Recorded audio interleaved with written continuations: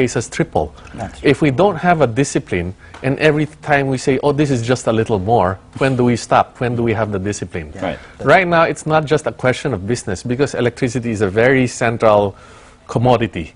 So it affects not only business, it also affects all the people who are working with us. It will affect wages, it affects the lifestyle of the people, and it affects all the other aspects of business.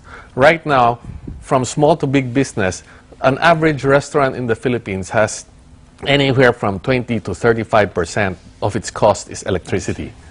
Our neighbors, average cost is 10 to 15%. Right there off the bat, patay ka na eh. Yeah. No, that's just for restaurants, not to mention large industries. Sure. So why are we doing this as a priority when major countries like China are not giving preference to solar or wind? They are the #1 producer of solar panels, but they are not giving priority to this. Why are we taking the lead when we are already #1 in the world in terms of percentage of solar, renewable energy? So why are we conceptually trying to be even more green than the countries who first proposed green energy? But it does make sense. I mean, especially for us, because primarily a lot of our energy we import some of the fuels, right? Because we're still very dependent on fossil fuel. That's right. Until we tap our own indigenous resources. Yes. Yes. So, but right now, okay, you're looking at the economics of renewable energy, the technologies that are immature. How do they mature? Well, but the best way to define it is if it reaches grid parity, as what Yusek J was saying. And how does that happen? Well, when the cost of solar panels goes down, or the cost of installation of solar goes down dramatically, or the other way is the conventional energy, of course, goes way up high. Okay, and well, basic economics, right? Because prices go down when demand goes up.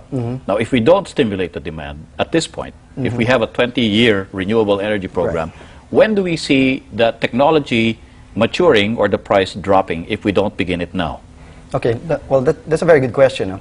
Actually, that's an infant industry argument. Okay, the infant industry argument.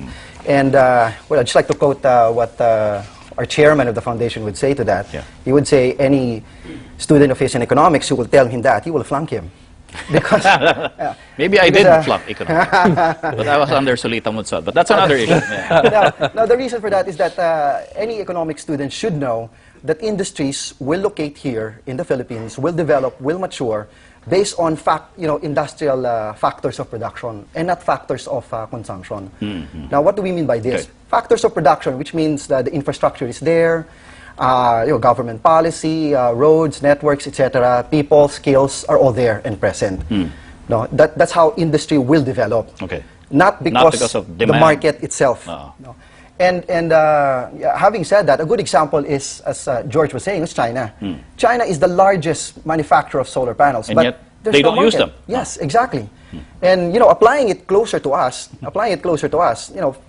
10 years ago, there was no, there's like a few hundred seats in call center.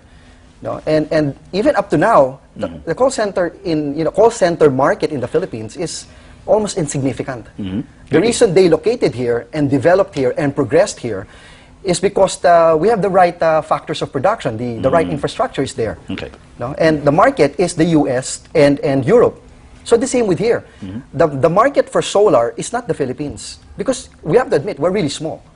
Even assuming we get a target of 100 megawatts, 500 megawatts, it's insignificant. The real market is the United States and Europe. Then the reason is obvious. Because in these countries, their renewable mix is so low, it's so small. In fact, Germany, who's propagating solar so avidly, well, of course, they did not tell us that way back in '95 they have almost zero renewable energy. So now that's why they're trying to push for it. And in fact, after all this pushing, it's still less than 10%. But we're 34% already. Okay. Yes, George. Can I point out some economics here? We're talking about current rates of production, say, using coal, in which the cost of that's passed on to the distribution is less than 5 pesos. That's including already depreciation and other costs, as well as fuel costs. This is the pass-through cost now. Yes. And we're talking about costs that are being proposed at 18 pesos, 17.90 something. So you're talking about not a few percentages more. No. We are talking multiples more. 300% more. increase, right? 300%, 400% of the cost without really knowing or nailing down the cost yet. So why do we think that the Philippines is going to be a developer and has a significant effect on the cost?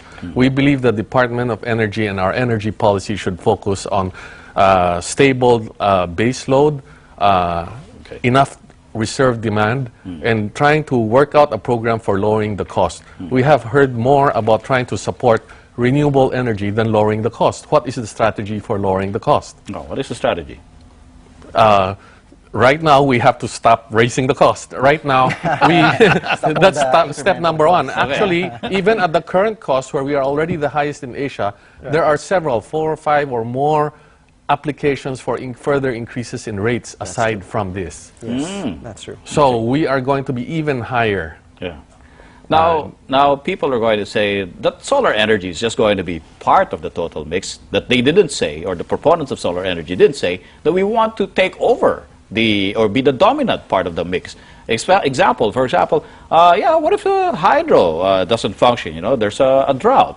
What if we actually don't have enough biomass, you know, because we can't produce enough crops for fuel?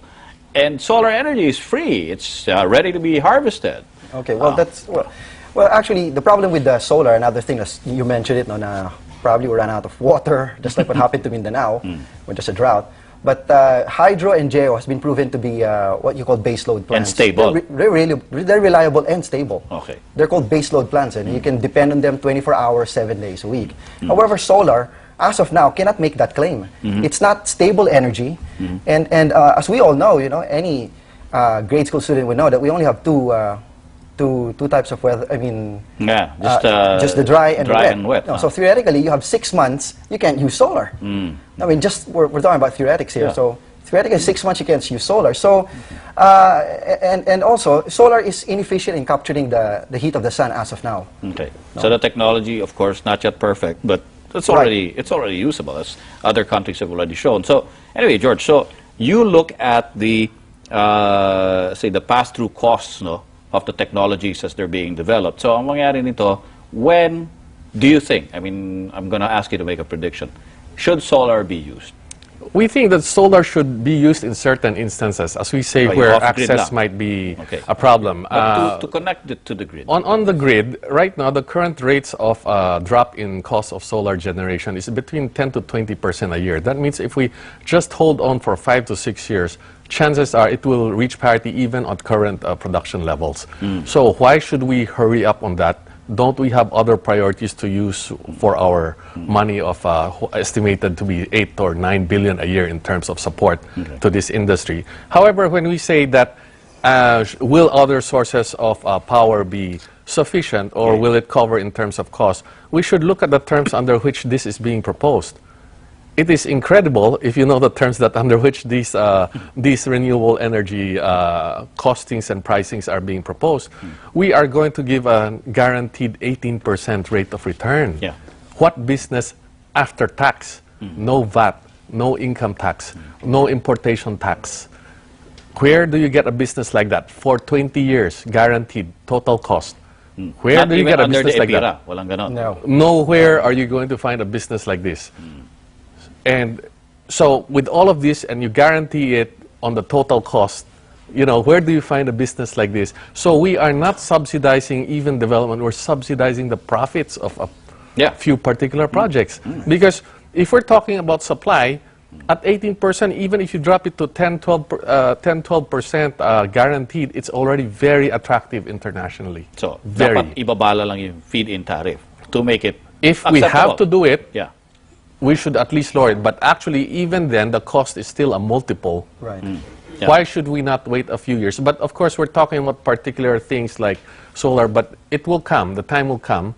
But there are other kinds of energy that are, in terms of, you know, area by area, project by project, are viable or should be promoted. Now, we've run out of time, but, you know, I actually want to hear whether the Foundation for Economic Freedom is going to step up at least its advocacy against the use of, you know, solar power. Oh yeah, definitely. And just before Siguro we close, just want to emphasize that one of the things that really takes us here is that this is for us clearly a rate-setting exercise. Meaning to say there should be there should be publication and full public hearing. Unfortunately, this is now under rulemaking, which just do it like a public